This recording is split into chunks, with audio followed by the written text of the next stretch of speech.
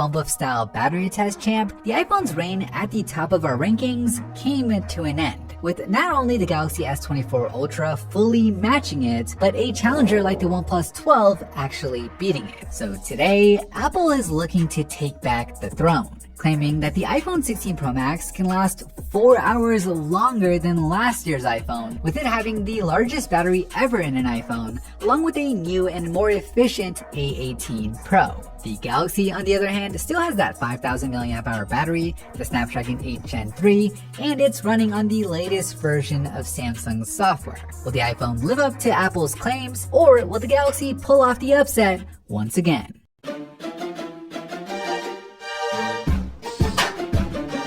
Sponsored by ESR, who sent us their new 15-watt MagSafe battery pack, which they say can not only charge an iPhone 15 Pro to 84% in under 2 sure that the power decent 5000 mAh capacity, and it comes with a built-in kickstand, which is pretty cool. Just like their new 3-in-1 MagSafe charger that has the same Qi 2 15 watts of fast charging, but this one can also charge your AirPods and your Apple Watch at the fastest wireless speeds. Part of it is due to it being certified by Apple, and part of it is thanks to ESR's Cryo Boost tech, which unlike other wireless chargers that have built-in fans, this one channels the air more directly onto the phone itself. Cryo Boost is also available on ESR's car charger, which gives you the same 15 watts of fast charging even when you're on the go. You can get yours at the first link down below. Alright, so we'll start off with the phone test, where each device is going on the same 1-hour phone call. Real quick though, I want to point out that these phones are brand new out of the box, even the Galaxy, so they both have fresh batteries with 0 degradation.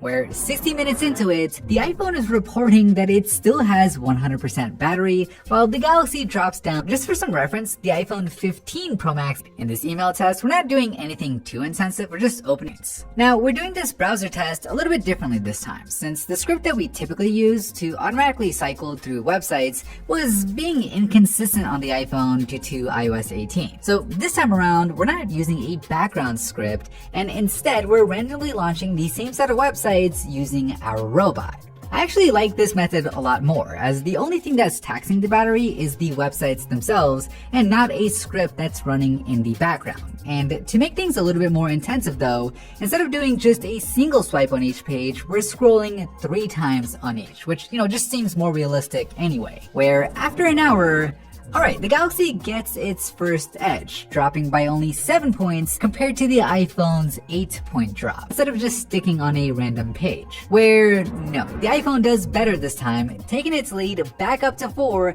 as we move on to the 16-hour standby. Which in a battery test, I think is super important, since most of the time, if you think about it, your phone is actually on standby and not actively being used, whether it's in your pocket or sitting there on your desk. Where after 16 long hours, the Galaxy does better, draining by that. In addition to the screens being calibrated to the same brightness, we've also calibrated the speakers on each phone to the nearest decibel point. We're playing Alto's Adventure here, which, while it's not the most intensive game out there, it does still tax the chipsets. So it'll be interesting to see if the iPhone's new A18 Pro chip brings those efficiency gains that Apple was talking up during their event.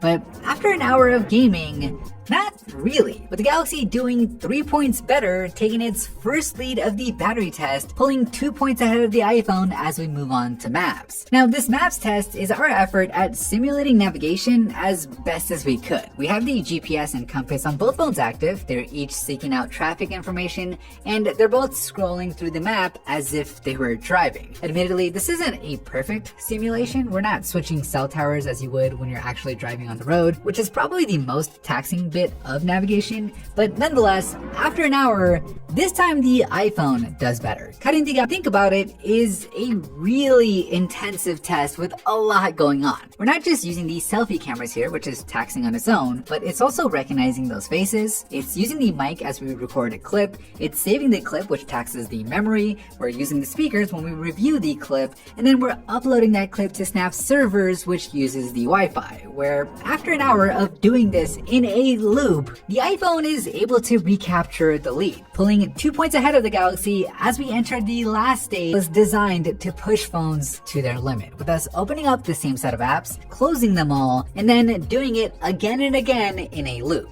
For some reference, last time the Galaxy and the iPhone both died around the 1 hour and 45 minute mark, but this time the Galaxy actually fell short of that, with it dying 1 hour and 18 minutes into it, at which point the iPhone still has 7% left to go. I'm not exactly sure why the Galaxy didn't go as long as before. It could have been the new browser test being more intensive, it could have been software changes or some other variable, but either way, it wouldn't have made a difference, with the iPhone easily passing that 1 hour and 43 minute mark, and even passing the record 2 hour and 9 minute mark that the OnePlus 12 had, going on for a whopping 2 hours and 14 minutes before finally calling it quits. Not only giving it the win in this battery test, but making the iPhone 16 Pro Max the new fumble style battery test champ.